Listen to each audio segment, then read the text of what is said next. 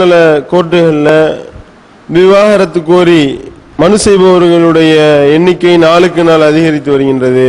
எந்த அளவுக்குன்னா, சென்னைக்கு அடுத்தபடியா இருக்கிறதுலே சென்னையில தான் இந்த மாதிரியான பஞ்சாயத்துகள் உள்ள வழக்குகள் அதிகமா இருந்தது. சென்னைக்கு அடுத்தபடியா கோயம்புத்தூர்ல இந்த வழக்குகள் கூடுதலாகிட்டு இருக்கு. கிட்டத்தட்ட 4000 வழக்குகள் பெண்டிங்ல இருக்கு. எல்லாம் விவாகரத்து சம்பந்தப்பட்ட வழக்குகள்.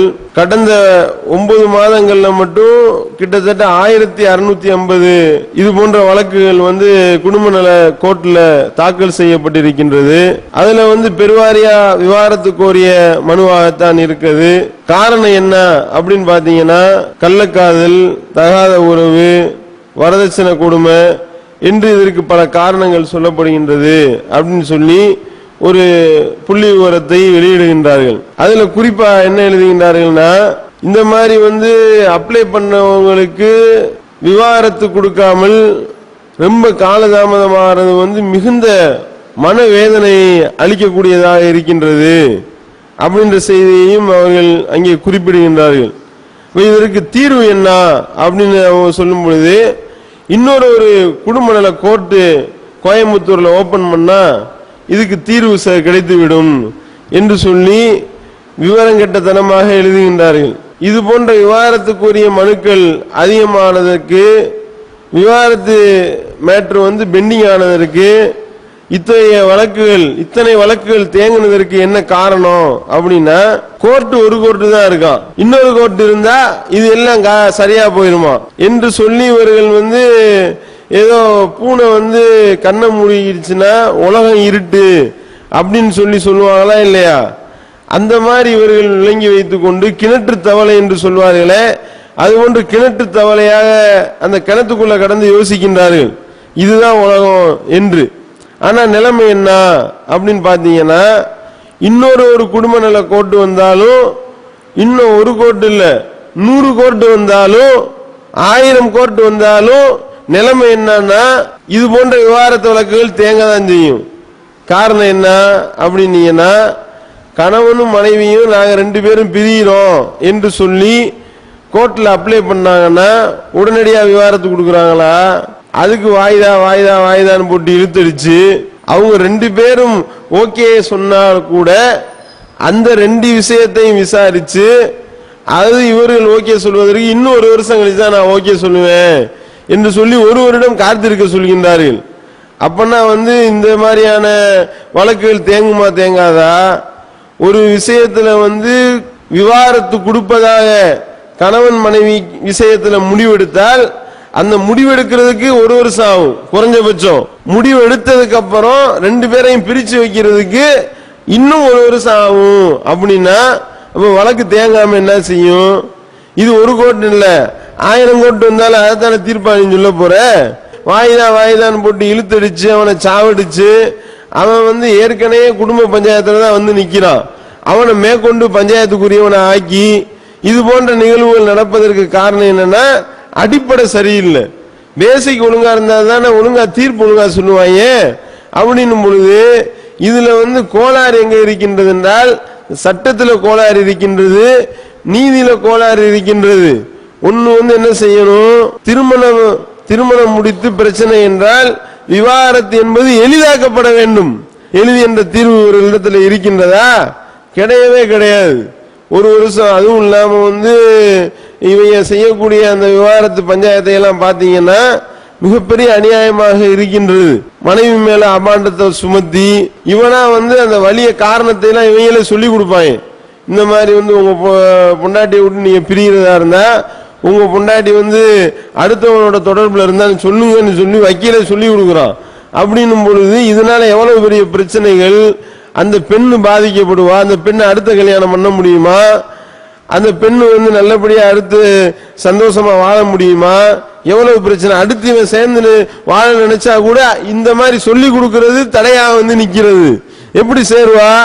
இது போன்ற ஒரு மனைவி மேல ஒரு கணவன் ஒரு அபாண்டத்தை தூக்கி போட்டானா சேர முடியுமா?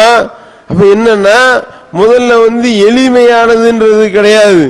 விவாகரத்து விஷயத்துல ஒரு எளிமைன்றது இருக்க வேண்டும். இஸ்லாம் அந்த வழிகாட்டுதல் அழகாக காட்டுகின்றது. திரும்ப அந்த விவாகரத்தை எளிதாக்கப்பட வேண்டும். இஸ்லாத்துல விவாகரத்து என்பது மிக எளிது. அதனாலதான் இங்க அந்த பஞ்சாயத்துகள்லாம் கிடையாது அதிகமா. அது ஒண்ணு. ரெண்டாவது, விரைவாக முடிக்கணுன்றதும் கிடையாது. வருஷ கணக்கில் போட்டு இழுத்து சவு மாதிரி இழுத்தடிக்கிறது. அது அடுத்து என்னன்னா தொடர்ச்சி கிடையாது. ஒரு விஷயத்தை ஒரு நீதிபதி விசாரிப்பாரு, விசாரிச்சுட்டு 3 மாசம் கழிச்சுன்னு போடுவாரு. 3 மாசம் கழிச்சு அவன் திருப்பி வந்தான்னா இவன் குடும்பத்துல என்ன பஞ்சாயத்துன்னு உனக்கு தெரியுமா? அவன் குடும்பத்துல உள்ள பஞ்சாயத்தை மறந்து போயிடும், 3 மாசத்துக்கு முன்னாடி உள்ளது. அதை பிடிச்சி 6 மாசம் கழிச்சு 1 வருஷம் கழிச்சு அதே நீதிபதி விசாரிச்சாருன்னா இந்த நீதிபதிக்கு என்ன தெரியும்? யோசனை பண்ணணுமா இல்லையா? அதோடு மட்டுமல்லாம அந்த நீதிபதி அவரே தான் இருப்பாரா அப்படின்னு பார்த்தா ஒரு 6 மாசத்துல டிரான்ஸ்பர் ஆகி வேற எங்கிட்ட போட்டு விட்டுருவாரு. புது நீதிபதி மறுபடியும் ஆனால இருந்து ஆரம்பிப்பாரு. அப்ப குடும்ப நல வழக்குகள்ல விவாகரத்து விஷயம் விவாகரத்து கோரி மனு செய்தவருடைய மனு அதிகமாகுதுன்னா அதுக்கு காரணம் என்ன? இவர்கள் தான் அதற்கு காரணமாக இருக்கின்றார்கள். இது இஸ்லாம் தான் இதுக்கு சரியான தீர்வாக இருக்கின்றது. வேணா சவாலாக விடுகின்றோம். 4000 வழக்கு தேங்கி இருக்குன்னு சொல்றீங்கள, தவ்ஹீத் ஜமாத்துல கொடுத்து பாரு. 4000 வழக்கையும் இன்ஷா அல்லாஹ் ஒரு வருடத்துக்குள்ளே எல்லாத்தையும் காலி பண்ணிடலாம். அதுல காலி பண்ணிடலாம்னா எப்படி காலி பண்ணுவோம்? 2 பேரையும் கூப்பிட்டு வச்சு தலாக் கொடுத்து அனுப்புறது கிடையாது. நல்ல முறையில் கவுன்சிலிங் கொடுத்து 4000 பேர் அப்ளை பண்ணிருக்கிறான்னா அதுல 95% பேரை அழகா ஒரு 3700 3800 பேர் அளவுக்கு நம்ம என்ன செஞ்சிடலாம், சேர்த்து வச்சிடலாம். அழகான முறையில பேசி அதுக்குன்னு சில பாஷைகள் இருக்கு. குடும்ப பஞ்சாயத்துகள் பண்றது எப்படின்னு இவங்களுக்கு தெரிய மாட்டேங்குது. எப்படி பிரச்சனை உள்ளவங்க மத்தியில எப்படி இணக்கத்தை ஏற்படுத்துறதுன்னு தெரியாம இல்லாத பொல்லாத விஷயங்களை எல்லாம் கம்ப்ளைண்ட் கொடுக்க போனா அவனே சொல்லி கொடுத்து எஃப்ஐஆர் போடும் பொழுது இப்படி உன் புருஷன் மேல எஃப்ஐஆர் போடக்கூடாது, இப்படி உன் முன்னாடி மேல எஃப்ஐஆர் போடக்கூடாது, நான் போடுறேன் பாரு எஃப்ஐஆர்னு இவனே 4 விஷயத்தை எக்ஸ்ட்ரா எழுதி விட்டு நாளைக்கு வர்ற சண்டையை இன்னைக்கு இழுத்து விட்டுறாங்க. அப்படின்னும் பொழுது அவன் எப்படி நாளைக்கு நிம்மதியா வாழ்வான்? என்ன மாதிரி எஃப்ஐஆர் கொடுத்துருக்கான் தெரியுமா என் புருஷன்னு? அவன் என்ன செய்யறா, ஆளை வச்சு கூலிப்படையை வச்சு நைட்டோட நைட்டு ஆளை காலி பண்ணிடுறான். இதுதான் நடக்குது. கணவனோட கணவன் பிடிக்கல, பொண்டாட்டிக்காரி கள்ளக்காரனோடு கழுத்தை அறுத்தால், அதை அறுத்தால் இதை அறுத்தால் காட்டுறானா இல்லையா? செய்திகள் படிக்கணுமா இல்லையா? காரணம் என்ன? இவங்களே ஊதி பெருசாக்கி விட்டுருது. இந்த மாதிரியான வேலைகளை செய்கின்றார்கள். இவர்களுக்கு சவாலாக விடுகின்றோம். இங்க தமிழ்நாடு தவ்ஹீத் ஜமாத்தினுடைய தலைமையகத்திலையும் சரி மாவட்ட நிர்வாகங்கள்லையும் சரி எவ்வளவு குடும்ப பிரச்சனைகள் வருகின்றது. அவ்வளவு ஃபாஸ்டா கொண்டு போய் அவன் வேகமா தீர்த்து விடுகின்றோம். தீர்த்து விடுவதுன்றது குடும்ப பிரச்சனையை முடிச்சு வைக்கிறது. எப்படி முடிச்சு வைக்கிறோம்? அழகா சமாதானத்தின் மூலமாக. காரணம் என்ன? இஸ்லாம் அப்படி நமக்கு வழிகாட்டி இருக்கின்றது. அந்த வழிகாட்டுதல் அவர்களுக்கு இல்ல அப்படின்றத இங்க பிரச்சனை. திருமணம் முடிச்ச விவாகரத்து விஷயத்துல விவாகரத்துன்னு ஒருத்தன் வந்தான்னா அவன் எப்படி விவாகரத்து பண்ணணும், அதற்குரிய வழிமுறைகள் வேற ஏதாவது மதத்துல வேற ஏதாவது சித்தாந்தத்துல காட்ட முடியுமா? இந்த மாதிரி 2 கணவன் மனைவிக்கு மத்தியில சண்டை, இவங்க எப்படி இணக்கமா வாழ்றது வேற வேதங்கள்ல இருந்து எடுத்து காட்ட முடியுமா? ஒண்ணும் கிடையாது. அலசி பார்த்தாலும் ஒண்ணு வர. இவன் தன்னுடைய மனோ இச்சை பிரகாரம் எதையாவது செஞ்சுட்டு போவான். இதுதான் தீர்வாக இருக்கின்றது அவர்களுக்கு. ஆனா இஸ்லாத்துல அப்படி கிடையாது. கணவன் மனைவி பிரச்சனை வருதா, கணவன் எப்படி டீல் பண்ணணும், மனைவி எப்படி டீல் பண்ணணும்னு மார்க்கம் சொல்லி தருகின்றது அழகாக. முதல்ல நீங்க குறைய சொல்லி காட்டுங்க, திருத்துங்க, சொல்லி திருத்துங்க, தள்ளி திருத்துங்க, படுக்கை அறையிலிருந்து தள்ளி வைங்க. இவ்வளவு முடியல, இதுக்கப்புறமும் பிரச்சனை தொடருது அப்படின்னா லேசான முறையில அடிங்க.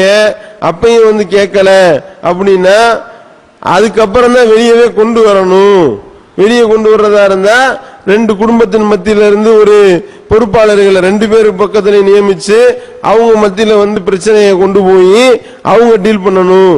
அதுக்கு மேல முடியலன்னாதான் அதுக்கு அடுத்துதான் இந்த தலாக் இந்த மாதிரியான விஷயங்கள். அதுவும் கூட 3 வாய்ப்பு வழங்கப்படுகின்றது. இப்படி அழகான முறையில அல்லாஹ் அழகிய வழிகாட்டுதலை காட்டி இருக்கிறான். இதெல்லாம் அந்த மதங்கள்ல கிடையாது. அதனாலதான் கவுன்சிலிங்னா என்னன்னு தெரிய மாட்டேங்குது. எப்படி இந்த பிரச்சனையை சால்வ் பண்றது என்பது தெரிய மாட்டேங்குது. இதுதான் மிகப்பெரிய பிரச்சனைக்கு காரணமாக இருக்கின்றது. இஸ்லாம் அழகான வழிகாட்டுதலை வழங்கி இந்த இஸ்லாத்துல மட்டும்தான் இதற்குரிய தீர்வு இருக்கே ஒழிய மற்ற மதங்கள்ல இந்த மாதிரியான எந்த தீர்வும் கிடையாது. அதுல என்னன்னா குறிப்பாக திருமணம் முடிச்சு விவாகரத்து ஆயிருச்சுன்னு வைங்க, விவாகரத்தானவங்களுக்கு இத்தா என்று இருக்கா இல்லையா, காத்திருக்கும் காலகட்டம். விவாகரத்து செய்யக்கூடியவன் கணவன் மனைவிய விவாகரத்து சொல்லிட்டான்னா 3 மாதவிடாய் காலங்கள் காத்திருக்க வேண்டும் என்ற அந்த சட்டம் இருக்கின்றது. எவ்வளவு ஒரு அற்புதமான சட்டம் ஏற்கனவே விலக்கி இருக்கிறோம். 3 மாதவிடாய் காலத்திற்கு பிறகுதான் அந்த பெண்மணி இன்னொரு ஆணை கல்யாணம் பண்ணணும்னு சட்டம் இருக்கே. இது எங்கேயாவது இருக்கா? எந்த சித்தாந்தத்திலேயாவது சொல்லப்பட்டிருக்கின்றதா? கிடையாது. இங்க டைவர்ஸ் வாங்கினோடனே மறுநாளே போய் கல்யாணம் பண்ணிடுவான். அவனுக்கு பிறக்கிற குழந்தையினுடைய எதிர்காலம் என்ன? அடுத்த கணவனுக்கே பிறந்திருந்தா, 2வது கணவனுக்கே பிறந்திருந்தாலும் இவன் டவுட் பண்ணுவான், இது அவனோட உடலுறவு கொண்டு பிறந்ததா இல்ல எனக்கு பிறந்ததா அப்படின்னா அந்த குழந்தை பாதிக்கப்படுது.